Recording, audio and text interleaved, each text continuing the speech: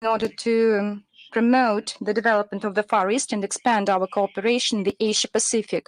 Throughout its existence, the forum has proved to be a leading platform on the relevant social and economic agenda of the Asia-Pacific. Its participants were the leaders of China, India, Kazakhstan, Laos, Malaysia, Myanmar, the Republic of Korea, Armenia, Japan, and we see compelling interest to our partners to deepen our practical cooperation with Russia. Let me remind you, last year, in the Work of Forum, they participated about 7,000 representatives of business circles among 62 countries of the Asia-Pacific region and other regions of the world. And the main China, Myanmar, Laos, Philippines were among the largest delegations. The Eurasian Economic Union, SEO, ASEAN, APEC also participate, and BRICS as well as the dialogue on cooperation in Asia. Let me remind you, at the sidelines of this event, we signed about 373 agreements, 41 of them with the foreign companies. The slogan of the current forum, Far East 2030, will unite efforts by establishing opportunities. The agenda provides the discussion of international cooperation, the changed world, as well as the current landscape in global economy, funds, the foundation of new technological chains, the development of the Far East, and of course its place in the region. And the role of the youth will be discussed as a separate block in terms of the future in the Asia-Pacific region. According to the historical practices, there will be talks with multilateral organizations, especially with SEO, Eurasian Economic Union, and many others, and BRICS as well. We prepare business dialogues for trade and economic cooperation of Russia with China, ASEAN, and on the sidelines there will have at the second international forum. The Day of the Hawk will be held on the 3rd of September, as well as the 13th Conference on Education in APEC on the 4th of September. The participation of the Ministry of Foreign Affairs will take place in a number of events, including on infectious diseases, on youth policy, support of indigenous peoples, information security, climate, the forging of the multipolar world, and the APEC conference, of course, will take place. The Council of Young Diplomats will hold its 5th dialogue with the colleagues and counterparts from the Asia-Pacific region. And let me bring your attention to the fact that at the sidelines of these events, there will be celebrations, there will be events held with cooperation with the press department and the panel discussion of the Journal of International Affairs on civilization, on geopolitical challenges and prospects. There will also be organized a session dedicated to the new information and confrontational technologies in international relations, whether it's a contraction or cooperation. It will be very interesting, and the next briefing will be held at the sidelines of the forum as well, or maybe it will become a part of it, because it is already in the schedule of our events there. Now let us switch on to the international agenda. So we start by Ukraine in the context of the so-called Day of Independence of this thriving country, which celebrated right now, unfortunately, the neo-Nazis in Ukraine. We can state that it lost even an image of democracy. This is not yet an independent country. This is a country under direct control of the Western elites. Out of a thriving Soviet republic, it turned into a devastated by the neo-Nazi regime. I cannot say that it's a state. On the one hand, it has some governance, but on the other hand, the logic of the modern democratic state was distorted. The state which was deprived of its path of development, and all this because of the criminal actions of the Kiev regime, which is corrupted at all levels. And out of the Ukrainian sovereignty, it made up a quasi-state. Of course, Zelensky ignores the well-being of its citizens, steals and deprives it of the freedoms and rights. The Ukrainian people are being killed. On the 24th of August, the expired Kiev dictator, in his address, with a kind of a snobbish address to the nation, but in fact,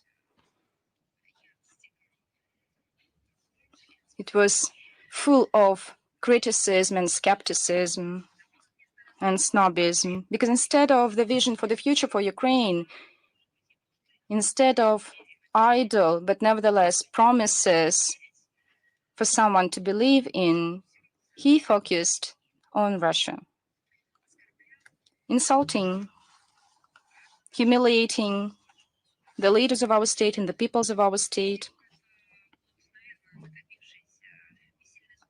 I think he was full of the cruelty, but he also followed the orders of his patrons because he needs something on the eve of the election processes in the United States. And he got to follow the instructions, fully ignoring all his declarations and announcements as for the future of Ukraine that would be democratic, high technologically developed, and so on and so forth. By the way, this is a kind of funny story. On the one hand, it's the day of independence of Ukraine, but on the other hand, following some incidental occasion, but in fact, it's not just a coincidence. This very day, the President of Poland, Andrzej Duda, and Prime Minister of Lithuania, Ingrida Šimonytė, were present there. With their presence, they reaffirmed the lack of independence of Ukraine.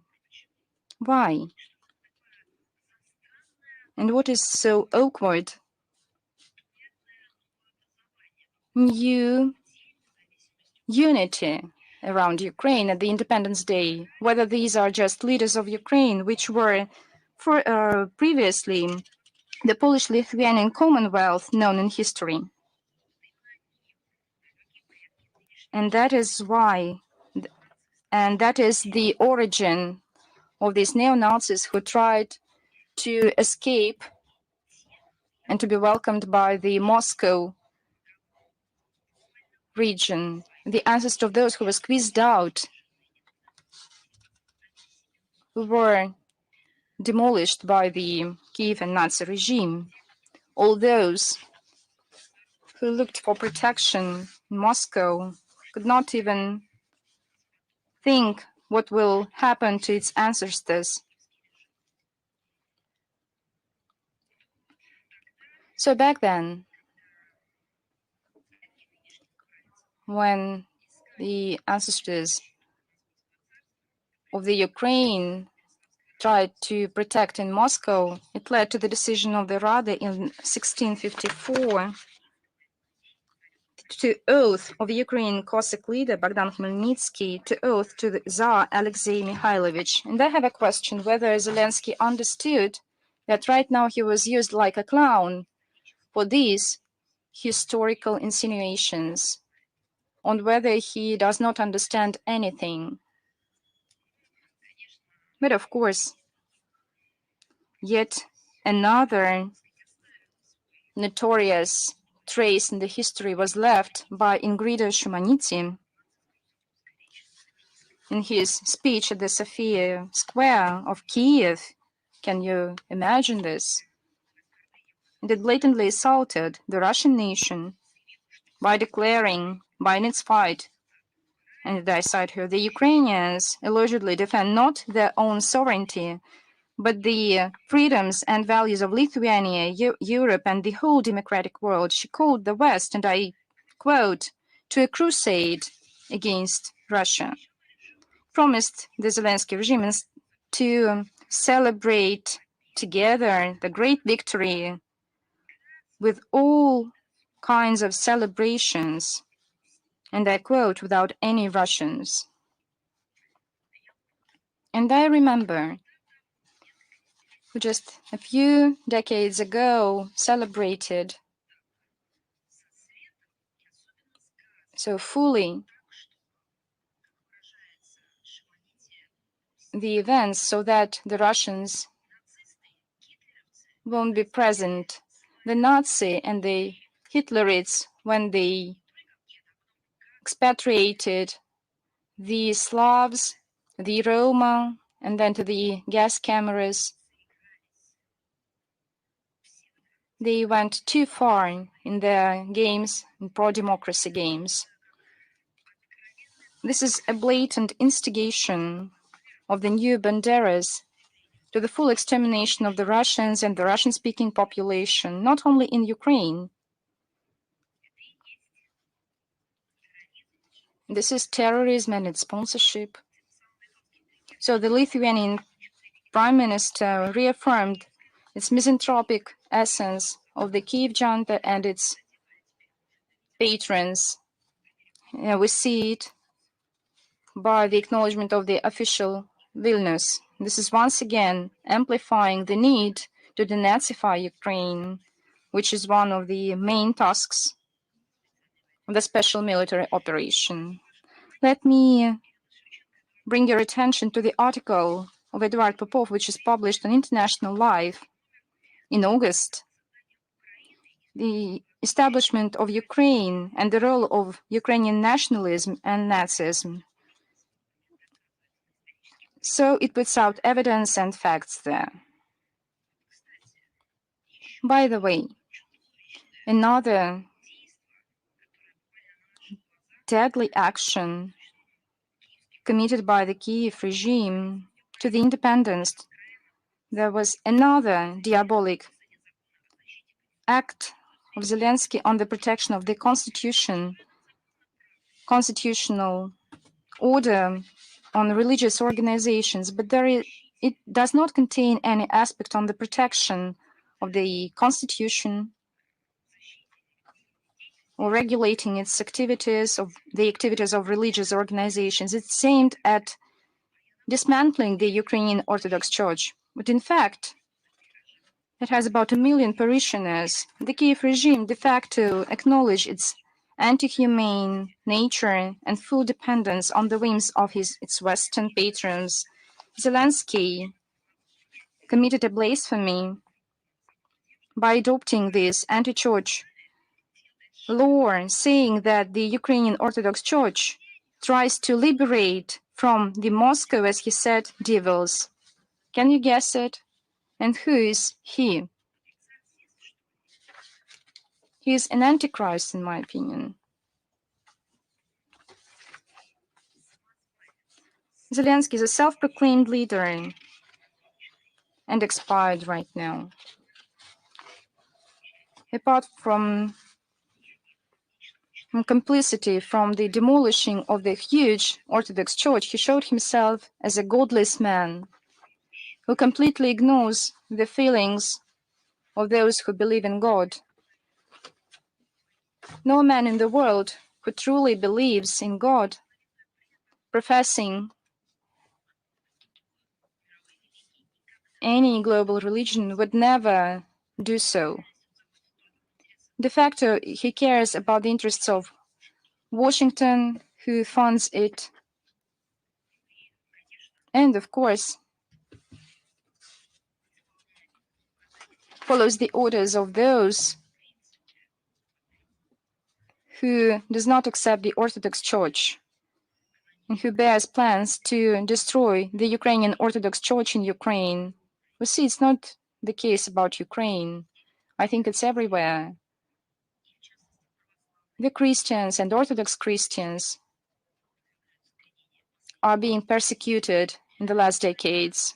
The establishment of the framework to ban and eliminate the Ukrainian Orthodox Church amplifies the further degradation of the situation with the human rights in Ukraine. I am compelled to talk about this because there is an international legal language But we understand that it's not just a degradation and not just human rights. It's just an abyss into which all the Nazi regime had fallen. We're talking about the blatant provocation and breach of the freedom of speech and belief, accompanied by the thefts of the clergy, temples, not the thefts, not the lootings, which had been practiced in Ukraine for a long time ago, but the temples are being looted. They are turned over to the pseudo religious organizations. They intimidate parishioners. This barbarian actions is fraught with other division of this sick Ukrainian society, sick by the criminal regime of Zelensky. Kiev continues to persecute the clergy for political motives basis. It's not just a kind of misinterpretation in these are just political motives. In its repressions, the Nazi regime completely ignores, for example, the 22nd of August at the other meeting of the court, the police even took the seriously ill monk Pavel of the Kiev-Pechersk Lavra. He's incriminated of a treason and incitement of interethnic hatred. As a result of such awful pressing, the health condition of this old clergy became worse, and he was placed in hospital. No one who tortured on on the basis of the language or belief, who was tortured, humiliated, and beaten by neo-Nazi, for example, even groups or some individual criminals. No criminal cases were initiated. No. But instead, they have found this criminal. It is becoming increasingly clear that the Kiev regime is terroristic in its nature. The Western masters push their Kiev puppets in order to prolong their reckless activities in the Kursk region. Head of the European diplomacy, Josep Borrell, declared on the 21st of August that lifting restrictions for the use of opportunities and capabilities against Russian militaries would apparently lead or allegedly lead to strengthening the defense capabilities of Ukraine and saving lives. What I'm sure of is this. If this statement had been broadcast in Ukraine, Borrell would not be particularly popular among Ukrainians. On the 22nd of August, Sabrina Singh, deputy official spokesperson of Pentagon, said that the approach of Washington is making it possible for Ukraine to commit counteroffensives in order to protect border regions against Russian attacks. Now, according to the head of the Defense Agency of the US, is ready to discuss with the Ukrainian side whether the army of Ukraine is going to uphold the regions in the Kursk region, the territories in the Kursk region. How can we speak about peace? We all see what's happening in the region.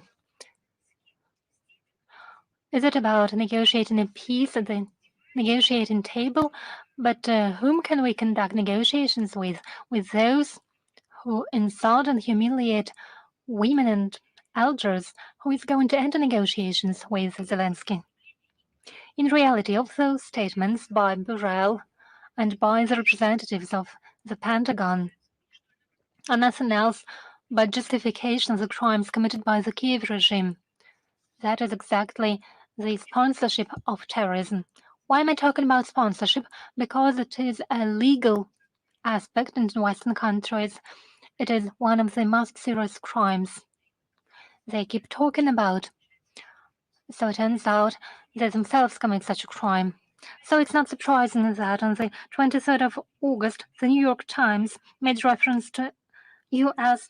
officials and quoted them as saying that the U.S. and UK provided Ukraine with satellite images about the Kursk region after the invasion of the Ukrainian army.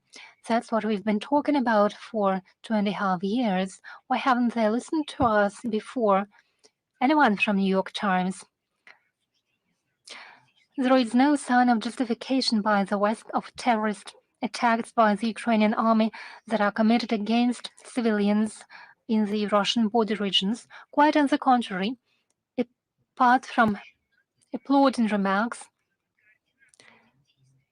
they confess that they coordinate these actions. I'll reiterate, it is exactly the establishment of a terrorist organization in the form of the Kiev regime and then sponsoring and financial support of this organization.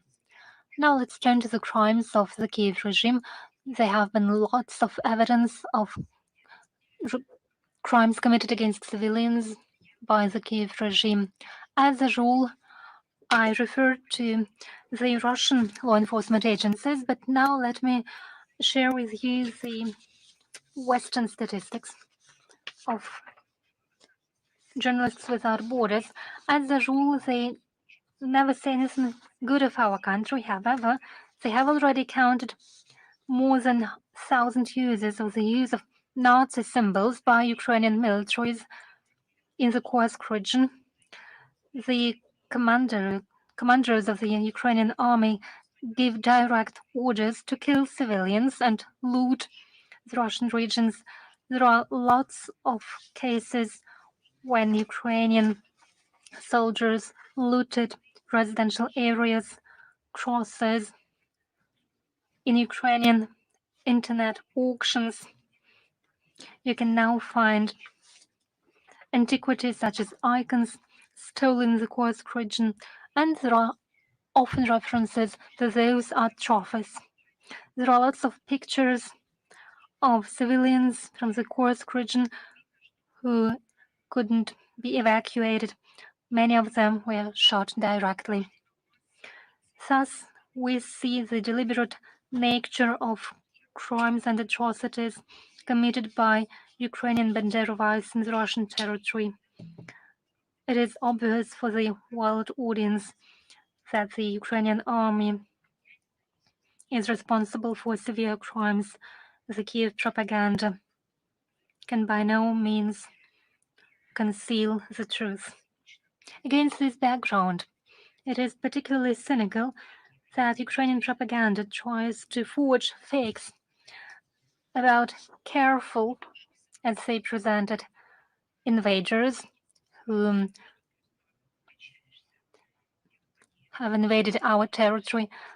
According to those propaganda statements, they help local people solve their problems. However, these fakes are being revealed very quickly. Attacks against the Kursk region involve foreign mercenaries. US mercenaries, for example, have uploaded on the internet the pictures of them being located close to a place where children were playing, so they are ready to use children as a human shield, just as Nazis did. I would like to note that on the 24th of August, in the city of Kramatorsk, that is under Kievan control, Ryan Evans was killed. He was a security advisor of the raid agency, who was a former member of the MI6. It is a clear sign that special services of Western countries send journalists of the media they control in order to conduct anti-Russian information campaigns. As you understand, it has nothing to do with journalism. It is interesting that, along with this advisor, other foreign ministers were killed. The investigative committee by the Russian Federation is gathering evidence in order to bring to justice military criminals, including mercenaries from the Ukrainian army. On the 19th of August, a military from the nationalist Azov unit that is prohibited in Russia was charged with criminal attacks against civilians in Mariupol. On the 27th of August, U.S. citizen Mr. DeVere was charged with military actions against Russian militaries, and a warrant arrest, an international warrant arrest, was issued. Those are just a few examples. No one will escape justice. Ukrainian nationalists, as we understand it, are not going to stop their terrorist activities against civilians in the Russian regions. On the 21st of August, the Ukrainian army committed a massive attack with the use of 45 UAVs drones against Moscow, the regions of Belgorod, Bryansk, Kaluga, and Kursk. They all were eliminated, those drones were eliminated with the air defense systems of Russia. On the 22nd of August, they attacked a ship that was transporting fuel. 17 people were rescued and 4 were injured. 1 is missing. On the 25th of August, the Ukrainian army shelled a city in the Belgorod region. 5 people were killed, 14 were wounded, including 3 minors. The Kiev regime is directly involved to the criminal activities. That is something that officials on other continents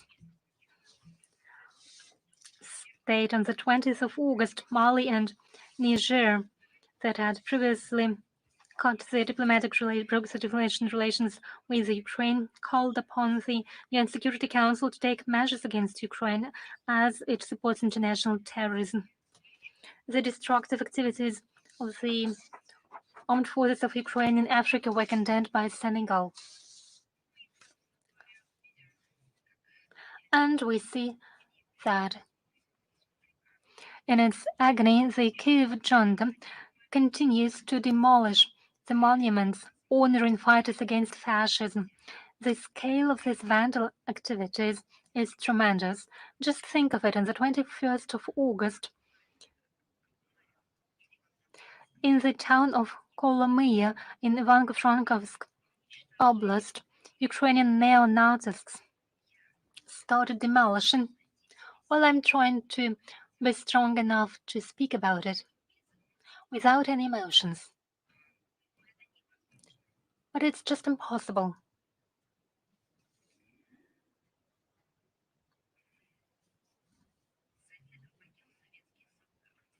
They started demolishing the burial places of 570 Soviet soldiers.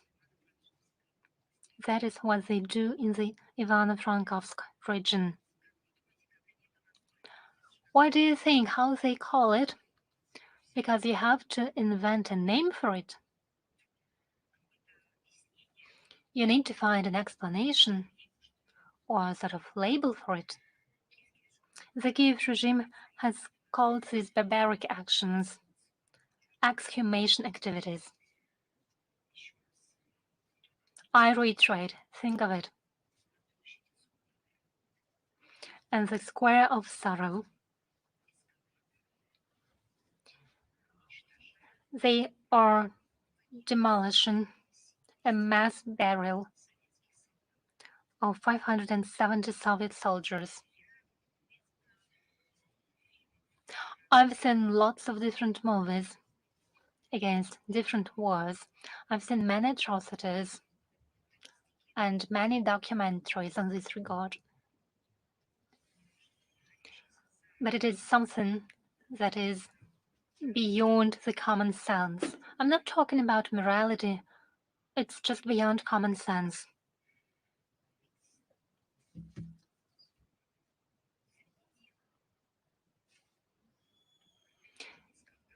Those who lead these demolition activities, those who will clean these places or bring what they have excavated in these mass graves, can involve the ancestors of those soldiers. These facts are yet another demonstration of the fact that we have to reach our goals related to denazification and demilitarization in Ukraine. And now I would like to remind you of some important dates that will soon follow. The 1st of September, for example, this day will mark 85 years since the beginning of World War II that basically led the humanity to the edge of collapse. The humankind has never known such a tragedy before. 61 countries were involved, including over 18% of world population. Military activities and hostilities were conducted in 40 countries. The losses amounted to 50 to 80 million people, according to various estimates. Let me remind you how it all happened. The Munich conspiracy on the 30th of September 1938 showed to the Soviet Union how and at whose expense Western countries were to ensure their security and to form an anti-Soviet front if needed. We'll have a lot to learn about the role of the West. The plans of pre-war negotiations that took place in 1939 haven't been declassified, though it's time to do so. 80 years ago, the situation was repeated. The West chose the Kiev regime as an instrument for its Russophobic policy in order to inflict a strategic defeat on our country. Today, the West insists that Kiev continues its military activities and confirms its involvement in the conflict, as George Bush this Jr. said, as many Russians should be killed as possible.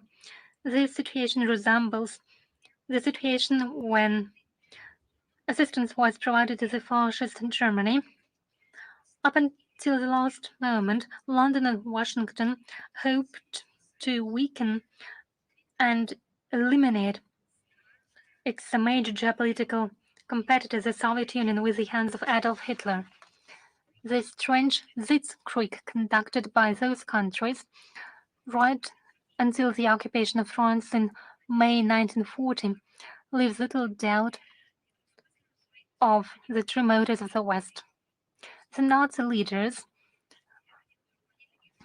or one of them, Walter Schellenberg, mentioned directly that many people in the leadership of the Reich wanted to act together with the West in order to defeat the USSR, and only the victories of the Red Army prevented this from happening.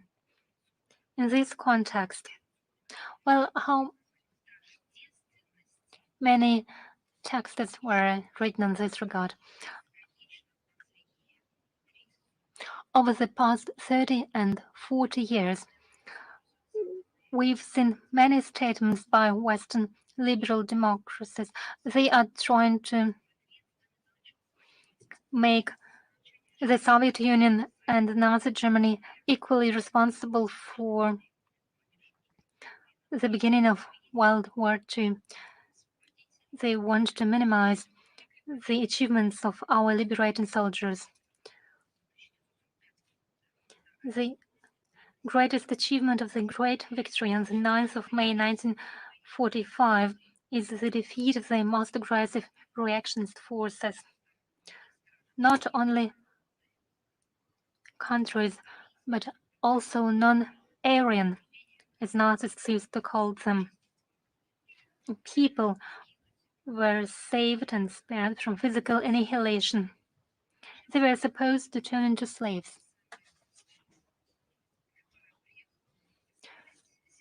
Who was her name who came to celebrate Zelensky? Ingrida Shimalita was her name. She said it was time to celebrate the victory with energy, with gas, with light, and without Russians. That's exactly what they wanted to see 80 years ago. The victory over the Nazi Germany and militaristic Japan contributed to the national liberation movement, the dismantlement of the colonial system, and laid the foundation for a true and just world order under the aegis of the United Nations. Now, 80 years later, our country is fighting for the free and independent development of the world, as World War II has shown claims to global leadership in the past were defeated as they faced the resilience of our Russian soldiers.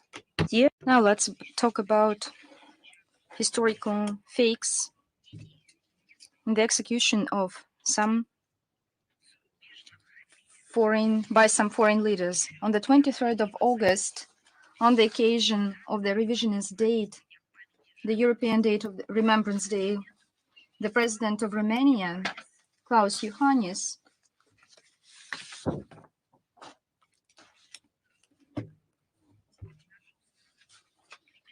made lies about our countries, attributing to our country the responsibility for unleashing the Second World War along with the Hitler Germany and, you won't believe it, the Holocaust. I'm talking about blasphemous and false speculations.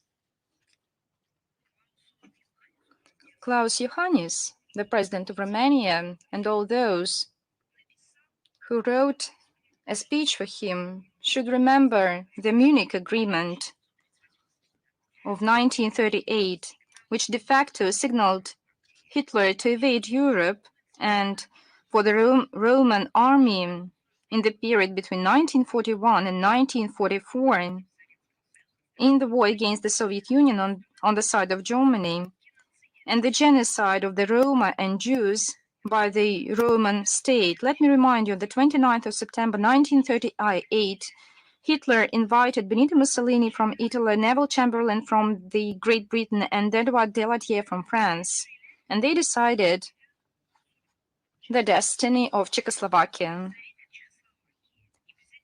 And none of the Czechoslovaks nor none of the representatives of the USSR was present there.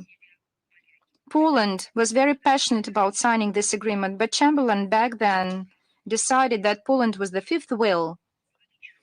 As a result, Czechoslovakia subsumed Sudetska region to Germany and Sushinsky Oblast to Poland, and the territory in the south of Slovakia to Poland. Now, there are few who recall, but let me remind you that since 1934, almost all Europe signed likewise agreements with the Germans, the so-called non-aggression pacts. In 1944, Poland was the first in Europe to sign a non-aggression pact with the Hitlerite Germany. And after Poland followed England and France. The English have never told this non-aggression pact like Hitler-Chamberlain pact. But it has two signatures, Hitler and Chamberlain. Can you guess why? The Anglo-German Maritime Agreement, signed in 1935, allowed Germany to have a navy. Before it was banned because of the defeat in the First World War. Whether someone regrets of it, maybe the president of Romania has something to say to Great Britain. So within 3 days between 22nd and 24th October 1941, Ioan Antonescu ordered to shoot, hang, and burn to death 22,000 civilians, mainly Jews.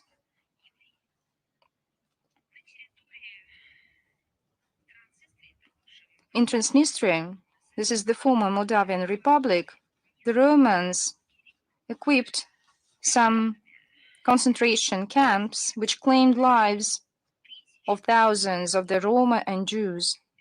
This is just a small part of these criminal actions of the pro-fascist regime in Bucharest and the Romanian junta, which exterminated the Jewish.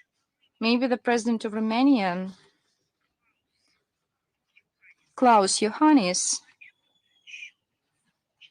can respond to this as well. Or maybe it's just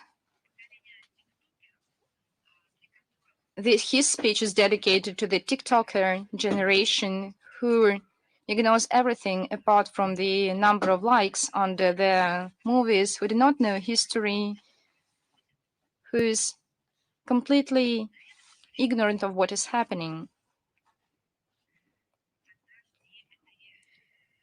There will be no good for this. It will be at a global level.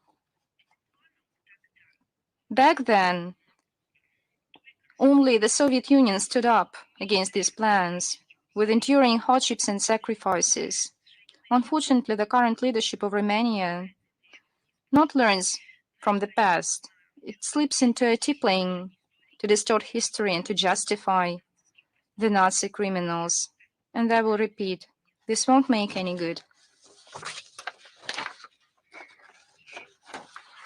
As for yet another attempt to distort history, the president of Romania is not lonely in his lies. Yet another statement. For example, Justin Trudeau. What did he say? And I quote, "Today, on the day of the Black history, we honor the memory of millions of people who suffered and were killed by the Nazi and even Soviet regime in Europe." And this day coincides with the signing 85 years of by totalitarian regimes following Trudeau, the Nazi Germany, and the Soviet Union of the Ribbentrop-Molotov Pact. And this pact, following the words of Trudeau, put at the beginning, initiated the path to the Second World War. But Trudeau didn't stop on that, and he decided to be ashamed to the end. Millions of people, including the Jews, the Roma, the Slavs, and LGBT communities, I don't remember about any of that back then, as well as people with disabilities, suffered a lot following Trudeau under totalitarian regimes. Many of those who survived took refuge, and this is a blasphemous, in Canada. And to this day, their history and contribution continue to forge this strong, diversified, and inclusive country, which we call our home. End of the quote. During our briefings, we've mentioned on many occasions about those who survived and found refuge in Canada. So who are they? Let me remind you of one of him. This is a famous Nazi, Yaroslav Gunka, or Hunka, who participated in massacres during the Second World War. And right now he is declared on the International Wanted List. After the fact, when in September 2023, the Parliament of Canada, the whole applauded him. For those who forgot, let me remind you, he was a militant of the 14th Division Waffen-SS Galician. Back then, the Canadian authorities were requested to extradite the former SS soldiers who who participated in the massacre of more than 500 civilians. And the Western competent authorities refused to extradite him because Canada is a refuge for the so-called those who sought refuge. This is a kind of breach. This is a breach of all principles of of the mankind and our civilization. Let me remind you, following the materials of the initiated proceedings, Yaroslav Gunka, being located in Kutapinyansk, this is the former settlement in the Lvovsk region, participated in the massacres of civilian Soviet citizens. Last week, following the efforts of this Prosecutor General's office and the National Bureau of Interpol of Russia, succeeded in including the Ukrainian Nazi in the wanted list, and 15 member states were engaged in these procedures. Interpol took about 10 months to endorse this decision and to incorporate this former assessor in the wanted list. Nevertheless, we're happy to welcome the examples of commitment of Interpol to the punishment of the Nazi criminals, irrespective of when they happened, including their prosecution, and hopefully that in the current world, Interpol, with due account of the principle of neutrality, will remain the most effective mechanism in fighting the criminals and ensuring international security. I'm persuaded that all the Nazi criminals who committed bloody crimes against civilians will be held accountable for their atrocities, irrespective of when they were committed. By the way, and how everyone with one voice, I mean the leaders of Canada, Romania, were telling us about the alleged complicity of our country to the beginning of the Second World War. I cannot quote, but what can the President of Romania or Prime Minister of Canada can say about, we will celebrate the 85th anniversary of the Japanese troops in Halkingol. Have they heard about the atrocities by Japan in the region back then? Let me remind you, the hotbed of the armed conflict in the Far East in the beginning of the 1930s was provoked by Japan, who bared aggressive plans to occupy the mainland. Between 1931 and 1937, Japan decided to capture Manchuria and occupy more developed industrial regions of China. Whether anyone wants to recall to the leaders of Canada and Romania these events, when will they call Japan militarist country and totalitarian regime? When this will happen? Then Japan didn't hide, openly announced their plans to invade the part of Mongolia and the Soviet Union. The security of the far reaches of the USSR was put at risk. In response to border provocations of Tokyo, Moscow decided to bolster its military and technical cooperation with the Mongolian authorities. On the 12th of March 1936, in Ulaanbaatar, there was signed a protocol on mutual assistance. By the way, this protocol irritates many people in the West. The Soviet Union back then declared that it will protect the Mongolian borders as its own borders, and in September 1936, at the request of Mongolia, it deployed its troops there. In July and August 1938, on the Soviet-Manchurian border, there were more and more frequent incidents turned into an armed conflict in the Kazan Lake. Since January 1939, the actions of the Japanese aggressors intensified on the Mongolian border. The first open invasion in Mongolia took place on the 11th of May to the east of River Halkingol. As the head of the military commanders in Mongolia, the commander of the division, Georgy Zhukov, and I quote, everything suggested that this is not just a border conflict and that the Japanese did not waive their assertive goals in respect of the Soviet Far East and the Mongolian Republic, and that some more action will come, said Zhukov, and end of the quote. Mass attack offensive of the Japanese troops started in 1939 with crossing of Halkingol River. The Soviet and Mongolian army confronted them under command of Georgy Zhukov and Harlagina Chibolsan. This is a joint army ward off an aggressor but started a counteroffensive. On the 28th of August 1939, the Japanese and Manchurian troops were encircled and wiped out. By the 31st of August, the territory of Mongolia was liberated from the Japanese invaders. The defeat of the Kwantung Army was devastating. The losses of Japanese in the battles in Halkingol between May and September 1939 amounted to more than 60,000 those who died, wounded, or captured prisoners. About 660 airplanes were splashed. For the wise leadership and the courage against the Japanese invaders, for the courage, a 42-year commander, Georgy Zhukov, on the 29th of August 1939, was honored as a hero of the Soviet Union. Later, he mentioned, and I quote, for all our troops, commanders of units and divisions, and personal to me, these battles on Halkingol were a combat school.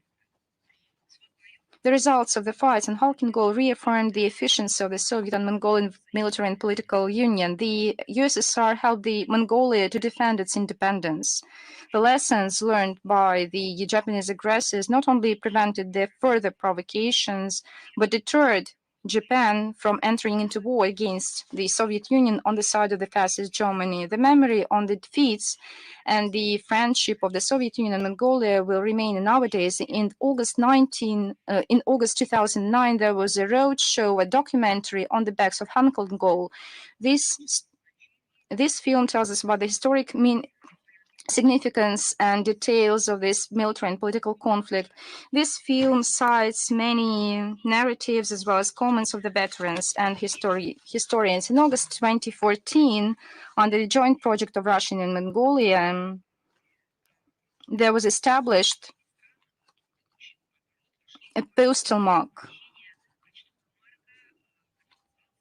75 years to the victory of the Soviet and Mongolian army over the Japanese aggressors, dedicated to the events of Halkingol. Now, I would like to take the occasion to express my pride that my grandfather, Vladislav Machulka, participated in these hostilities, defending our country and the security in that region. And about the Japanese militarism, I would like to say now a few words. And the West, who always remember the Ribbentrop and Molotov agreement, ignores this fact. Before the Day of Military Glory of the 3rd of September, let me please once again reflect on the crimes of the Japanese militarism. We have reiterated on several occasions that not all crimes have the statute of limitation,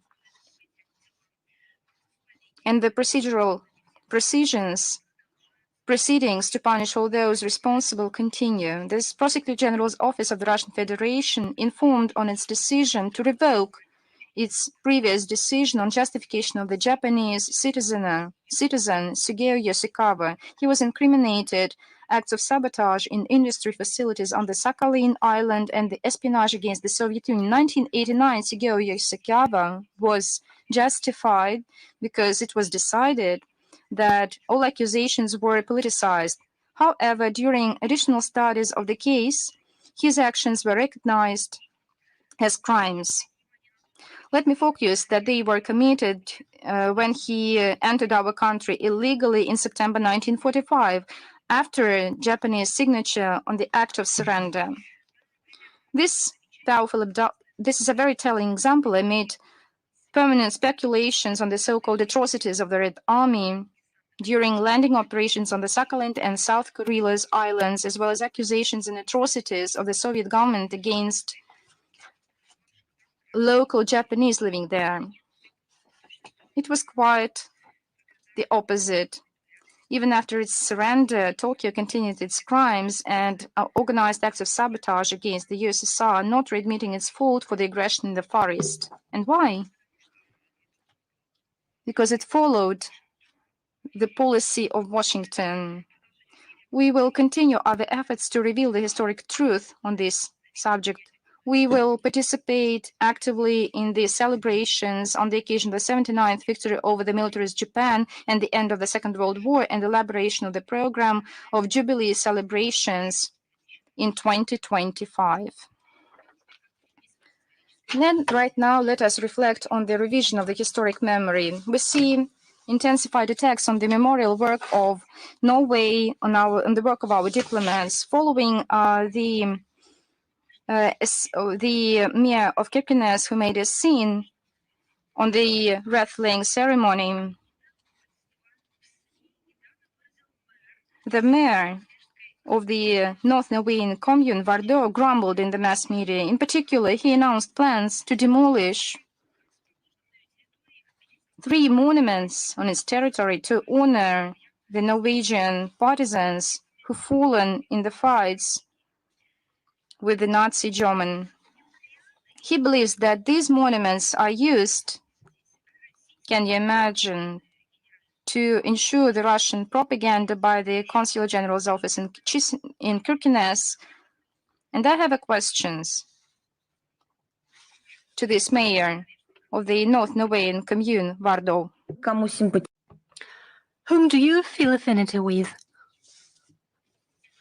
With Nazis, with SS people? The fact that these memorials were erected with participation of Russian representatives is also a source of irritation for the mayor. Their own obelisks, according to the statement, have no historic value and are subject to demolition.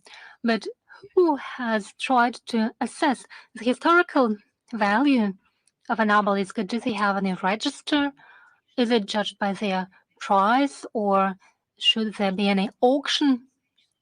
Is it Sotheby's that should determine the historical value of a memorial that commemorates the memory of heroes of World War II? They are priceless. Why? Because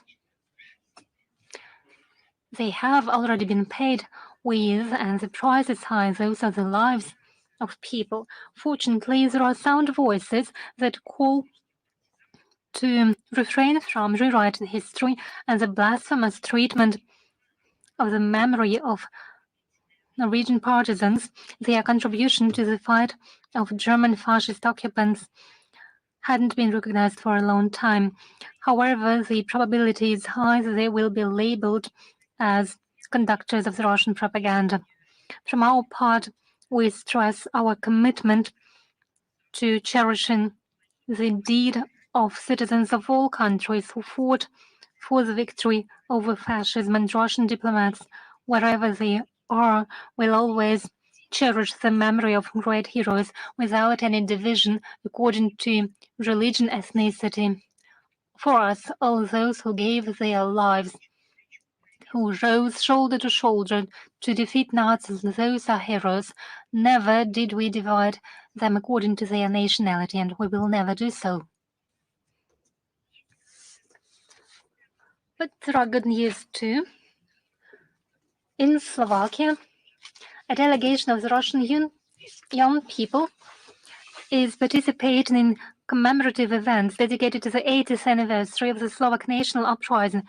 Representatives of Russia were invited by Prime Minister of the Slovak Republic, Robert Fico. He addressed President of our country with an invitation to send a delegation to the festivities formed of direct ancestors of the Russian participants of the uprising. This noble idea was highly appreciated and supported by the head of our state, and From the 25th to the 31st of August, our delegation is in Slovakia. The Slovak national uprising took place from the 29th of August to the 28th of October 1944. It is a symbol of the liberation movement of the Slovak people during World War II. The center of the uprising was the city of Banska Bystrica in Slovakia. It involved about 60 or 70,000 people, primarily those soldiers and officers of the regular Slovak army who took the side of the uprising, as well as partisans. The Soviet Union provided significant military assistance, supplying arms, munitions, medications to participants of the uprising. About 35 groups consisting of Soviet and Czechoslovakian partisans, counting more than 200 people, were deployed. On the whole, about 3,000 Soviet citizens fought in those groups in the territory of Slovakia. The celebration of the anniversary of the Slovak national uprising is an important event for Slovakia. The Russian delegation is composed of grand and grandchildren of such legendary participants of the uprising as Diane Morzin, Viktor Korkin, Mikhail Tsarygradsky, who was the head of the partisan Aerodrome Three Oaks, Alexei Sadilenko, head of the partisan brigade and author of war books, Mr. Arkady Yezhkov, a military servant who liberated Czechoslovakia. The Russian young people cherish the memory of their ancestors during their stay in Slovakia. The young people held meetings with representatives of the veteran and youth organizations and shared their stories of their grand and grandparents. This visit has become possible thanks to the good will and efforts of the government of Slovakia and Russian agencies such as the Presidential Office of the Russian Federation Foreign Ministry, the Federal Agency for Youth Affairs, the Russian Unit of Veterans, the All Russian Volunteers of Victory Movement, the Federal Agency for the Commonwealth of Independent States, compatriots living abroad, at international humanitarian cooperation. It was a sign of commitment of our people to the shared historic values such as cherishing the memory of our joint fighting against Nazis and the great victory. We are grateful to the Slovak leadership and local authorities. For many European countries, I have referred to them here today already. Unlike some countries I've mentioned today, Slovakia cherishes the memory and the contribution of the peoples of the Soviet Union to the victory. And another important topic, we have a history briefing today, and I promise that I will take your questions on the ongoing events. We've already mentioned on many occasions the scale of crimes inspired by the ideas of hatred and racial superiority committed during World War II. It is particularly important today as Nazism is rising its head today. The historical memory of atrocities committed by Nazis and their accomplices has its regional specificities. Back in 2023, we spoke about the decision by the Court of Kaliningrad to recognize atrocities committed by fascists in the territory of East Prussia as a genocide against the people of the USSR. We pointed to the practice of creeping historical revisionism conducted by official Berlin today. It refused to recognize as genocide against the peoples of the Soviet Union as crimes against humanity, the crimes committed by the Third Reich during World War II, and primarily the blockade of Leningrad. Today we will talk about the Republic of Karelia. Apart from Wehrmacht, the main adversary of the Soviet army was the army of Finland. It was an ally of Nazi Germany. Until June 1944, the goal of the Finnish administration was establishment of Greater Finland. They illegally renamed towns and tried to impose Lutheranism. Finnish Nazis implemented the policy of racial superiority. They divided the locals according to their ethnicity. They divided the people into national Finna, Ugric, and unnational population. Well, you can guess where these policies have led them. As a result of these actions, half of unnational people, mostly Russians, were brought to concentration camps, as was stated by first Deputy Secretary of the Security Council of the Russian Federation, Mr. Rashid Nurgaliyev, in his article dedicated to the 80th anniversary of liberation of Petrozavodsk from the Nazi occupation. The regime was no less harsh than the one imposed by the Nazi Germany in the occupied part of the USSR. 14 large concentration camps for civilians were established, over 70 labor camps and camps for prisoners of war. Hunger and hard labor claimed lives of Soviet citizens. The occupation powers didn't construct any gas chambers and didn't shell people. However, it was hunger and terrible living conditions that claimed lives. At the same time, the truth about the atrocities has been documented by the witnesses, and it is kept in archives and museums. About 10,000 documents have been declassified, and those testify to the crimes committed by the occupation powers during the Great Patriotic War of 1941-1945 against no less than 86,000 Soviet citizens. Those served as evidence for the judicial ruling. It has great importance. From the legal point of view, this ruling recognizing the crimes as genocide will help different people enjoy their rights, for example, special procedures for the burial of their lost relatives. The Finnish elite, however, try to close their eyes to the clear signs of the great tragedy.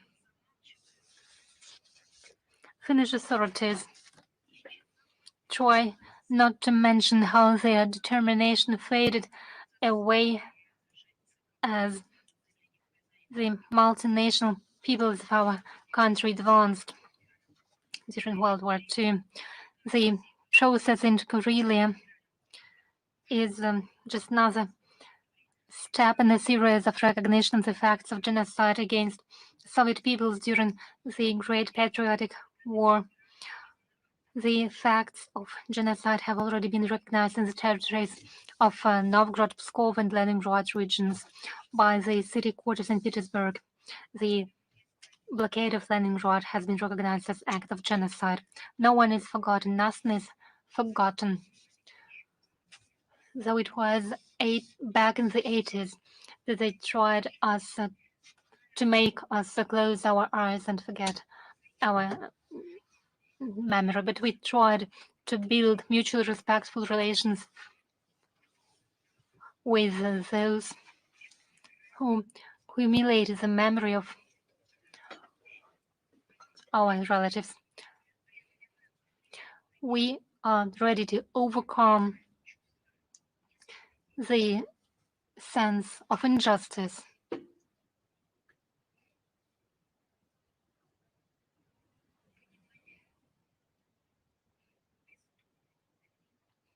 And we understand the enormous suffering that was brought to our peoples.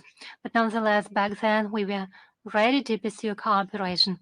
What was done to us, to our open soul, to our extended hand, you can see it by yourself. So yes,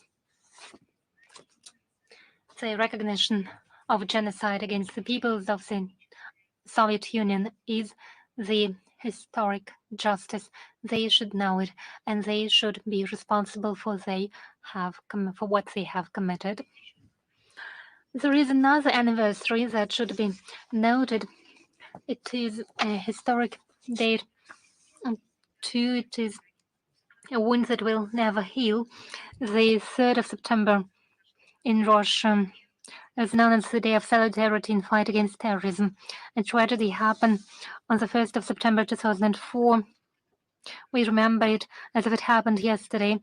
A group of terrorists seized the school number 1 in Beslan. There were 1,200 hostages, most of them minors. For 3 days, they were kept without water and food. They were held by those whom the collective West called fighters for freedom, for democracy, for independence. Well, as usual.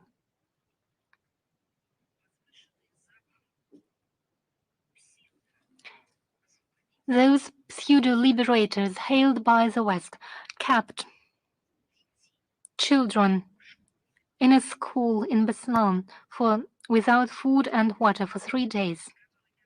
This bloody terrorist attack claimed lives of 334 people, including 186 people. For all of our country, this wound is still bleeding. It will never heal. Those who have visited North Ossetia have seen how the local population cherishes the memory of those who died. In 2004, the terrorists, encouraged by Western masters, tried to destabilize our society. It was not a sole targeted attack. It was not a local attack. It was a targeted assault, targeted attack. Children were in the focus of terrorists, those who came to celebrate September the 1st with an open heart.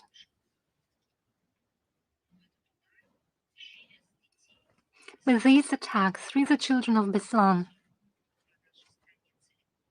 hit our entire country. The goal was to seed religious and ethnic hatred. Abroad, they tried not only to justify this terrorist attack, but also provided moral, political information, financial and military assistance to the terrorists. What's more, when it was no longer possible to conceal the truth about what was committed by terrorists with children, how children had to drink urine just to survive in these 3 days. Western politicians found a justification. They simply made Russia responsible for the terrorist attack. They didn't say the terrorists were responsible for this attack, but Russia as a state, as a people, because it allegedly opposed those who fought for freedom. When I read these publications in the Western, including US media, it was impossible to believe that it was published in traditional media, not in a marginalized outlet, not in a hospital, but that was a product of work of journalists. From year to year, we saw how these lies had been spread in the West, the lies about Beslan. From year to year, we saw how the truth couldn't dominate. But our society has become stronger. Yes, it remains wounded by that terrorist attack. However, it has become stronger. Today, Russia once again faces the threat of terrorism, as was noted by our president during his visit to Beslan on the 20th of August. Our adversaries and enemies continue their attempts to unbalance Russia. And just as we fought against terrorists back then, now we have to fight against terrorists. Those who committed atrocities in the Kursk region in Donbas and Novorossiya, but just as back then in our fight against terrorism. We will reach our goals in this field in our fight against neo-Nazism. Despite the 100 war unleashed by the collective West against our country, with the use of terrorist and extremist atrocities of all groups of all stripes, Russia remains committed to the principled fight against the threats of terrorism and cooperating with those partners who are truly interested. And to conclude my introductory remarks, I would like to refer to the Framework Convention on International Tax Cooperation. In the UN, we have substantive work has been initiated on the draft Framework Convention on International Tax Cooperation.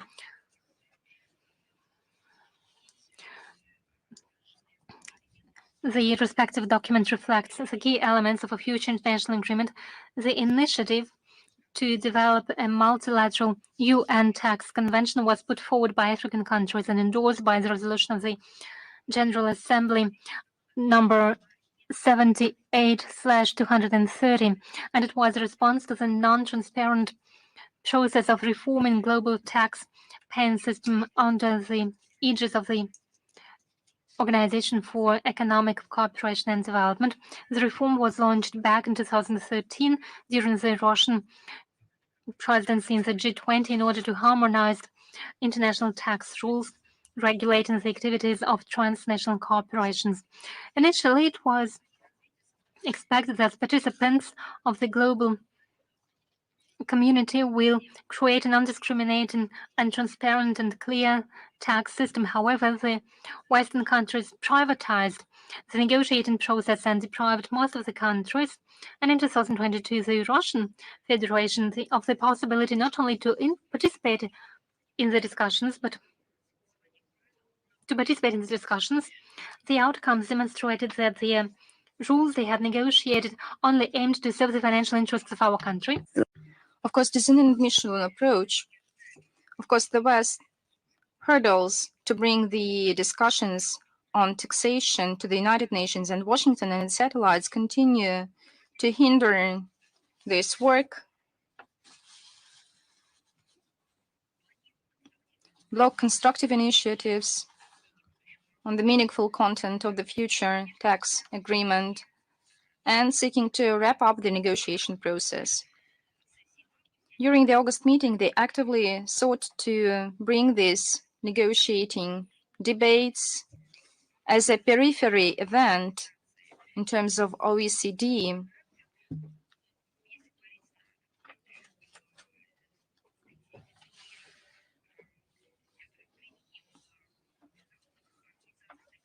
Talking in the language of the foreign international organizations, it was the aim to erode any conventions and block any bridging proposals of the Global South, which is interested in effective international financial regulation system. Contrary to the decision-making procedures, the West demanded a veto right on adoption and endorsement of any agreements.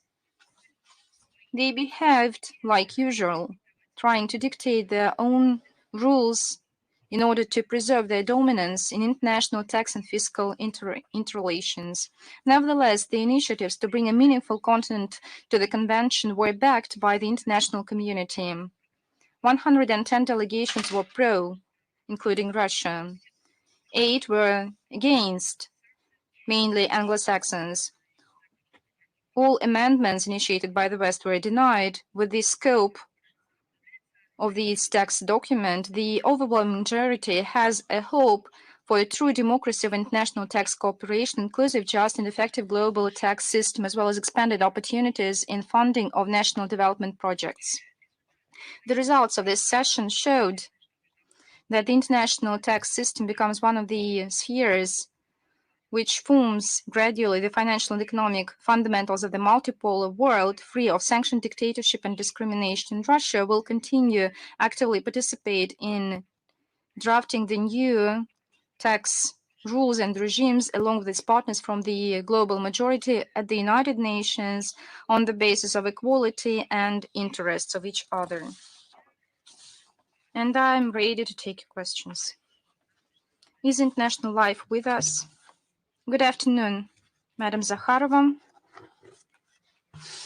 How can you comment this ultimatum demand of the Minister of Foreign Affairs of Ukraine to withdraw the Belarusian troops from the borders amid these provocations of the Ukrainian sides with the use of drones who got to the Belarus? This is yet another boorish statement of the Minister of Foreign Affairs of Ukraine. And you've made it in brief. It was published on the 25th of August, right now with the threats, some boorish threats against Belarus, demanding to withdraw their troops from the borders with Ukraine to the distance which exceeds the range of their MLRS.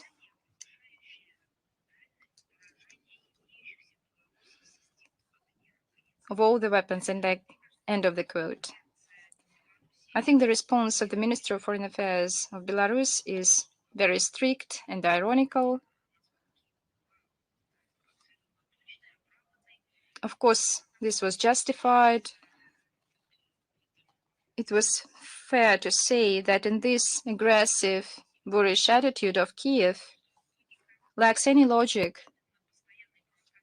Permanent provocations of the Ukrainian side on the border with the use of drones, a large group of army of Ukraine, the funds of total mining of the border regions and other hostile actions of the Kiev compelled Belarus to engage its military personnel to ensure security of its territory and its citizens. On our side, we can add that this is a routine practice of Kiev and its Western patrons to distort the facts and to shift the blame at the wrong door. Minsk drew right conclusions from this terrorist attack of the Ukrainian bandits in Kursk region of Russia, because I see everything had become very obvious for those who were skeptical about our warnings. It was obvious, and the Kiev inclination to ventures is very obvious. Amid provocations of the Ukrainian junta on behalf of the Western political scientists to attack not only Russia, but if needed, Belarus, of course, proves that Ukraine is going to commit hostile actions against the Belarus nation. In its policy to strengthen defense, the neo-Nazi Ukraine, the Belarusian allies follow their commitments to prevent any attacks against Russia. And I think that this démarche undertaken by illegitimate Zelensky regime against Minsk is far from reality.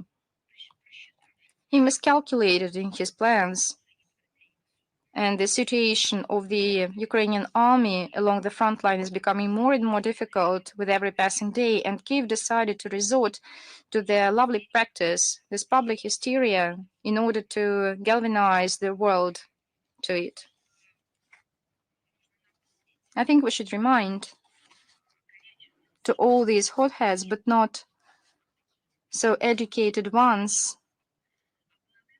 that the updated military doctrine of the Allied States provides for the joint defense of our common border, to which our president pointed to. The document, it is laid out in the document, the firm commitment of the states to ensure military security of the Allied States with all the forces and equipment in place. As you know, there is a regional group of troops is deployed, as well as the group of defense systems and tactical nuclear weapons is in place. The practical implementation of any threats against Minsk is fraught with effects not for the Nazi Ukraine, but also for its patrons. So we would recommend NATO to take down the temperature about its puppets who can draw with its actions the alliance into a wider armed conflict. Let me remind you that if Zelensky regime were interested in the peaceful negotiations, and there were a lot of speculations on his peace initiative,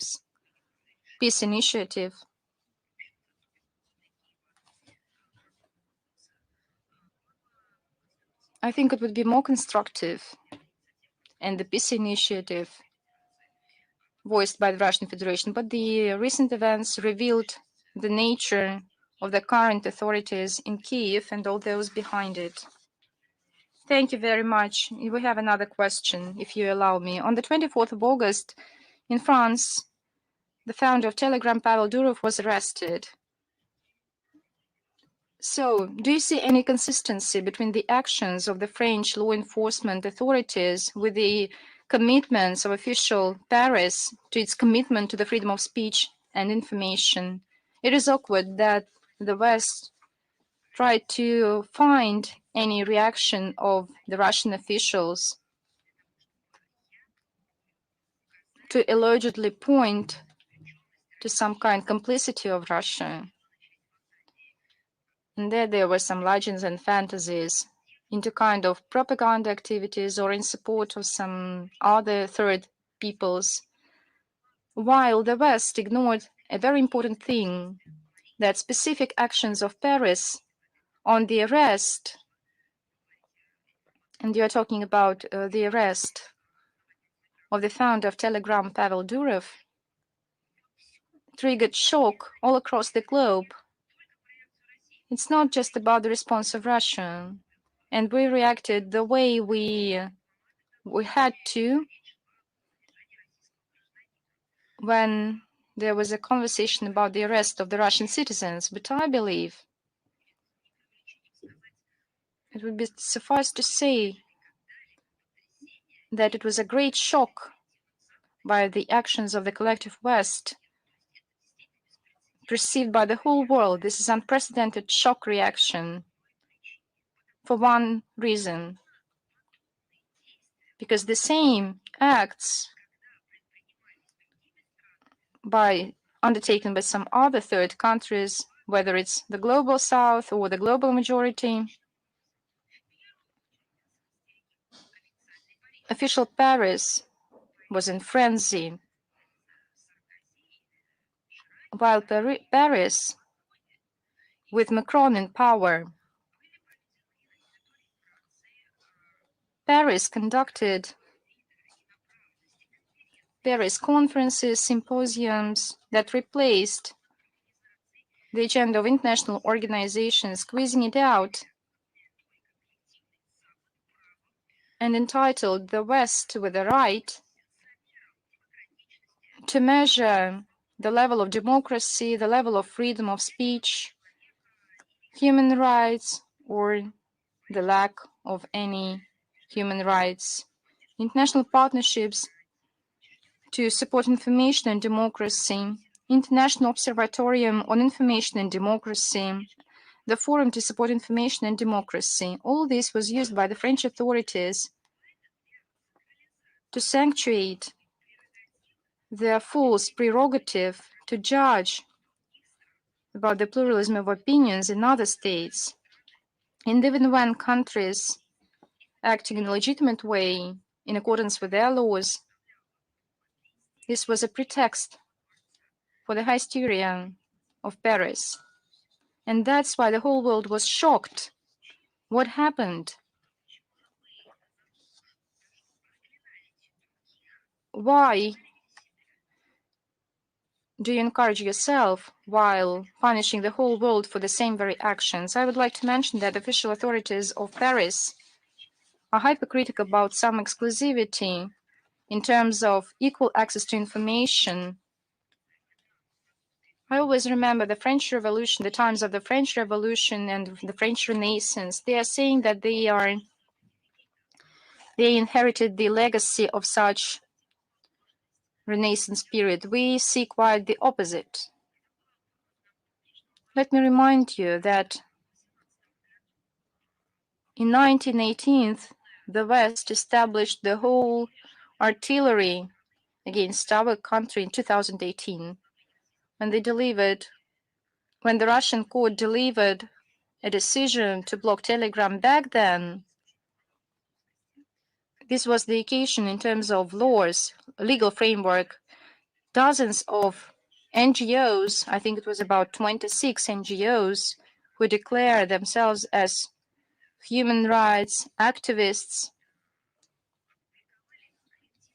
released a collective claim.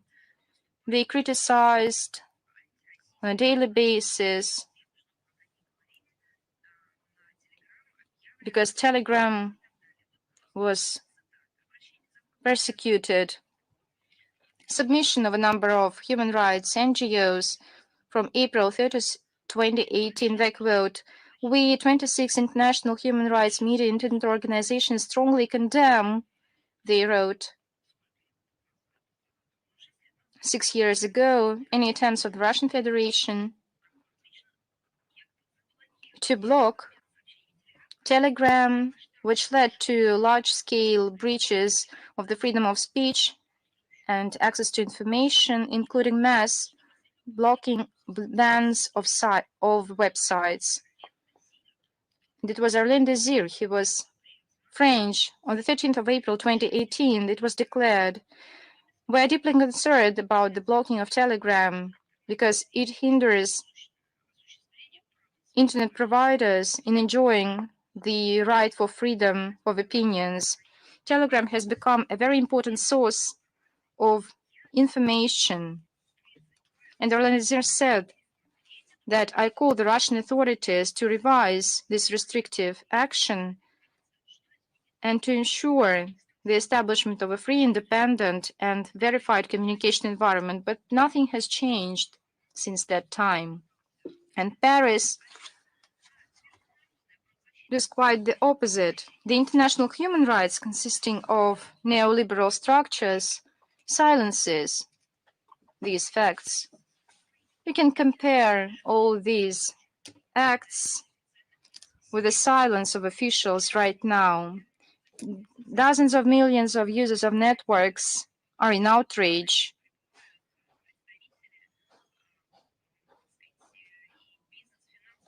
Business and financial communities are being shocked as well. And neoliberal elites are silencing. So, in this regard, the international legal agencies need to implement their mandate and to condemn the actions on the restriction on behalf of the French authorities.